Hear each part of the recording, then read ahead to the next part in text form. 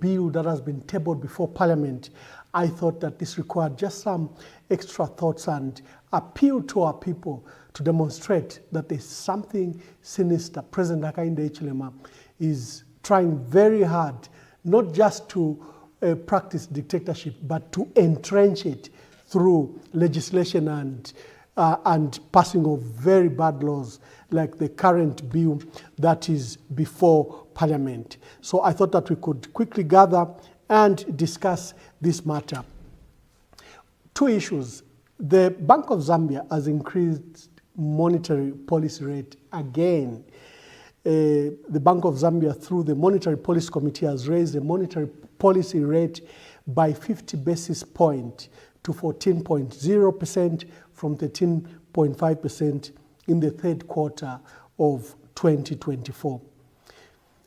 Dr. Denny Kaliali and his team appear to just have lost it. Look at the draconian measures and archaic methods they are using to attempt to curb inflation, to attempt to control the foreign exchange rate, which market has become volatile. He's implementing measures that are chasing inflation. He will not attend to the big issues of cost of living. In fact, he should refer to the fiscal side of the issues. Blame his Minister of Finance, who has allowed the mines, for example, not to pay the proper and just fair taxes, who has allowed the mines to literally get away with murder. They're not paying proper taxes because he gave them incentives. It's the things that are happening on the fiscal side of the economy. On the monetary side, is literally swimming against the tide. And I don't think that any of these measures will curb inflation, that they will curb or will attend to the cost of living. He's trying very hard, but I find Dr. Den Kaliali's approach to the monetary policy a bit archaic. I must say, the president must seek someone who probably can attend to the crisis, and also the fiscal side where Honorable Minister Msokotwane is. That is where you need to do things. For example, on the current load shedding crisis, you remove duty on solar equipment and solar products. Imagine if you had allowed for issues like solar batteries and panels to be manufactured in our country, and you give them incentives. You give them, you allow them to bring equipment for manufacturing of those equipment duty-free. You return the money in Zambia, you'll allow the money to be in the economy, you'll allow jobs to be created. But this crisis, in fact, helps us externalize more money because, for example, of the huge bill that ZESCO is accumulating. Honorable Den Kaliali, he's literally at sea. He recently introduced a 15% over any remittances of $2,000 abroad. He says you have to pay this, or you have to show that you pay taxes. Forex exchange regulations, like we had in the 80s, do not work. They just allow a black market to emerge. And this is what is happening. People will avoid the banks and will not know how much is being traded in our economy, because people will move to the black market. They will trade to try to escape all these forceful exchange regulations that he is bringing. There is an announcement by the Electoral Commission of Zambia that there will be a by-election in December in Kawambwa. This matter is totally illegal. You are aware that there is currently subsisting a High Court order from the Chinsali High Court. Honorable Justice Sinyangwe issued an order against ECZ. ECZ has decided to ignore that court order. This election they are calling is illegal, like they did to the council by-election in Kawambwa, where there was a subsisting court order. They ignored it and proceeded to hold the elections. And I think, learning from the earlier practice, they are proceeding. So Honorable Nixon Chilangwa obtained an injunction against the Electoral Commission. Honorable Nixon Chilangwa obtained the order since he has appealed against both his conviction and his sentence. and he has sought bail pending appeal. It appears the bail pending appeal has deliberately been denied, so that clause where it says when a member of parliament is serving a sentence, then you can declare a seat vacant. This is deliberate, and this is literally abusing the court process. This is abusing the law. This is circumventing the law. This is an abuse of the Constitution, and literally, like they stole the Kawambwa Council District Council seat, they are stealing the Kawambwa parliamentary seat. What the Electoral Commission of Zambia should have done was to go to court, go to Chinsali High Court. You argue that there is a constitutional court ruling that has prescribed that we have to hold elections within 90 days. You have to go and justify your reasons before a court, and you have to have a court order discharged. You cannot, in the face of it, that is behaving like Chabinga, who held a press conference despite being aware of an active order against him acting as so-called PF president. He proceeded to ignore the law. He proceeded to even make declarations, even when he was aware that there was an active court order. This lawlessness is being perpetrated by the state. Here is ECZ. There is an active court order like it was on the Kawambwa Council seat. Now, Council's chairperson seat, now they've moved to Honorable Nixon Chilangwa, despite an active court order. This kind of lawlessness, this unconstitutional practice, will plunge our country into what we may not wish for. It is imperative and important for institutions such as the ECZ, such as the Registrar of Societies, such as Parliament, to respect the law. You cannot have institutions of democracy, autonomous, independent institutions are the ones at the forefront of breaking the law. So the call for this by-election is illegal. I don't know what our lawyers are doing about it, but clearly this illegality and lawlessness must be challenged before the court of law. Now let me come to the substantive issue why we have called for this discussion. We have called on government and the Minister of Justice, Honorable Princess Kasune, to withdraw the bill she has tabled before Parliament. There is a bill currently, it went through first reading and it has been referred to a committee. The committee is called Committee on Legal Affairs, Human Rights and Governance. The Committee on Legal Affairs, Human Rights and Governance is currently looking at the Penal Code Amendment Bill number 17 of 2024. What do they wish to achieve? Let me just read briefly. So, according to Solicitor General Marshall Muchende, says the object of the bill is to amend the Penal Code so as to A, strengthen the law on the offense of expressing, showing hatred, ridicule, or contempt for a person or a group of persons, provide for the offense. There's another matter of stealing medicines. They've stiffened the law when someone steals medicines from clinics and hospitals up to 20 years. And there's another matter regarding ZICTA and the property on vandalism. But I am interested in the matter of to strengthen the law on the offense of expressing or showing hatred, ridicule, or contempt for a person or a group of persons. The bill has listed 5 items that if you issue any statement, issues regarding race, tribe, ethnicity, religion, religion, place of origin, and color, you will be liable to sentences from 7 years up to 20 years. So it prohibits speech. So let me just go to the statement that we have written and let me read it.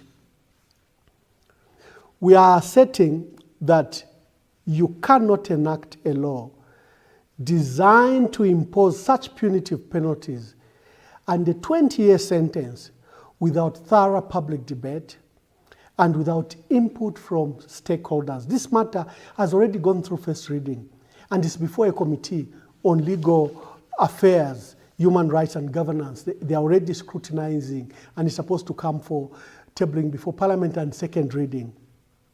So you cannot enact such a law designed to impose such punitive penalties and a 20-year sentence without thorough public debate and without input from key stakeholders. Remember, President Hakainde Hichilema recently said at a press conference that he's going to ensure that he stiffens the law against tribal talk and ethnic talk. This is coming from the president himself and is disregarded what the views are, the place of our country, the place of freedom of expression in our constitution, and the place of which Zambia is. He has disregarded that and he has brought this draconian law with draconian measures.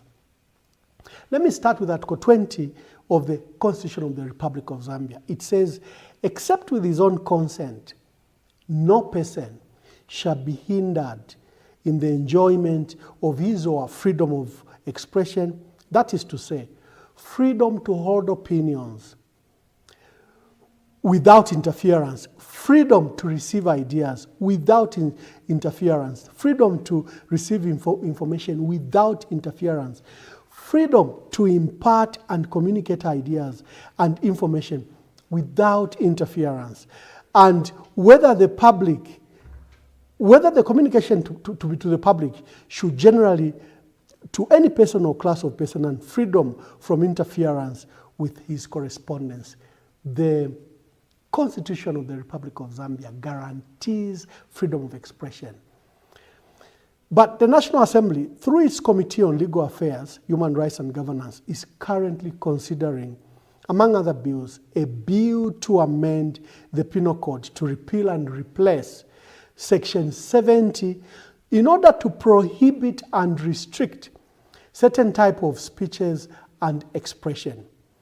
The bill seeks to allegedly strengthen punishment for speech offenses such as expression of hatred, ridicule, sectarianism, incitement, ethnic or tribal division, ill will, hostility or contempt. The law also seeks to increase jail terms to between 7 years up to 20 years. In its view, government seeks to criminalize expression of hatred and contempt to promote social respect and to curb discriminatory language. Government also seeks to provide for a law that will, according to them, act as a deterrent against hate speech, against inciting violence, and against discrimination, stigmatization of individuals or groups. Why are we concerned? Government is pushing one of the most draconian bills to grace our parliament. A casual scrutiny of the Penal Code Amendment Bill number 17 of 2024 seeks to severely restrict constitutionally guaranteed freedom of expression, freedom to hold opinions, freedom to espouse religious beliefs and cultural views, and it flies in the face of internationally recognized protocols and conventions. I have stated religious beliefs because the way this discussion is espoused. For example, some writings of Ellen G. White of the Adventist Church and her view on the Catholic Church, this can send you to, to 20 years because it falls in this issue of hate speech, that you are raising speech against a group of people. So, for example, against the Catholic Church. The views on cultural matters also just literally fall on this. Even our chimbuya may be criminalized. We may not even do our chimbuya in the manner this bill has been couched. The proposed amendments have been drafted in wording and language that is wise and broad, and it is using undefined terms to understand what expression the law wishes to restrict. For example, the terms such as contempt, ethnic or tribal divisions have not been defined. and will likely be subject to arbitrary application and abuse by the state. This law will infringe on the fundamental right to freedom of expression, will be arbitrary in its application, it's overreaching, and will be frequently be misapplied and abused by the state to curb honest criticism, to curb checks and balances, to prevent exposing misbehavior, corruption, misrule, and misgovernance in the manner that the wording of this law is. The other proposed amendments designed to prohibit expression or speech that, in their view, may cause public disorder or civil unrest, or may result in strife of an uprising against government, are a duplication of the already existing laws, such as the Defense Act does provide to deal with these crimes. The Public Order Act also is very active on these matters. The Criminal Procedure Code. So why do they want to bring all these issues in this amendment bill number 17 of 2024? And imposing a 20-year sentence for speech-related offenses is totally disproportionate. It's totally excessive and is contrary to the principles of fairness and justice. Further, the wording of the proposed amendments may outlaw or restrict public gatherings entirely. You should look at the law. It is clear that looking at the foregoing, the law is being crafted to clearly curb checks and balances, dampen public discourse on critical issues affecting the country, and it seeks to outlaw criticism of government. As seen in the last 3 years, where there has been selective application of the law against the opposition. Look, the Archbishop was called a Lucifer. To date, the Director of Public Prosecutions has refused to prosecute Batuke Emenda, the Secretary General of UPND. You saw the insults by youths from Southern Province that said Edgar Lungu cannot be allowed to come to Southern Province. That is a no-go zone area for Edgar Lungu. They've not been arrested. You have seen a young man from Northwestern Province who even identifies himself on the video. And he says he will circumcise the former president. And he takes it upon himself that he's willing to kill the former president. Nothing has been done. You saw the ridiculous and terrible remarks by the Minister of Education, Douglas Yakalima, and what he said about the people of Luapula, calling them names. Has he been arrested? In fact, when one of the active political party leaders in Honorable Sean Tembo took the matter to court, because clearly that was hate speech against the people of Luapula, against people like President Edgar Lungu, the DPP refused to sanction. But look at the number of people that are in court for hate speech. Munia Zulu, Maureen Mabonga, all of us, Fred Bembe, all the leaders are in court for one issue related to hate speech, either sedition or cyber crimes or hate speech. All of us are in court for these crimes, but none of the UPND offenders are in court.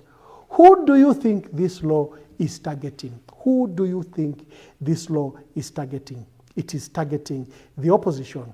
It is targeting critics of the president. It is targeting all of us to shut us out, to shut us quietly.